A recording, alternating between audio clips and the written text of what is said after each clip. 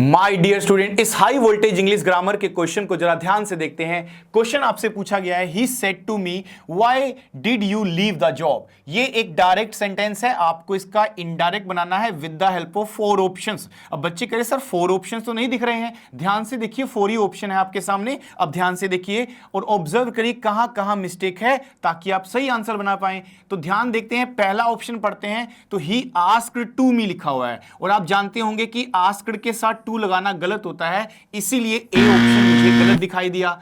अब आगे बढ़ते हैं तो कंजंक्शन वाई रहेगा तो सब में वाई लिखा भी हुआ है ना। अब यहां पे डिड लिखा है तो डिड का इंडिकेशन याद कीजिए, डिड का इंडिकेशन पास्ट का होता है तो यहां पास्ट परफेक्ट होना चाहिए, लेकिन हैड के साथ फर्स्ट फॉर्म नहीं आती, हैड के साथ थर्ड फॉर्म आती है, इसीलिए ग्रामेटिकली गलत होने की वजह से भी गलत माना जाएगा। सी को देखते हैं, he asked me why had I left. अब ये पास्ट परफेक्ट तो है, लेकिन ये व्हाई एक कंजंक्शन है और कंजंक्शन के बाद हमें पहले सब्जेक्ट लगाना होता है, ना कि पहले हेल्पिंग वर्ब लगानी होती है, इसीलिए गलत माना जाएगा।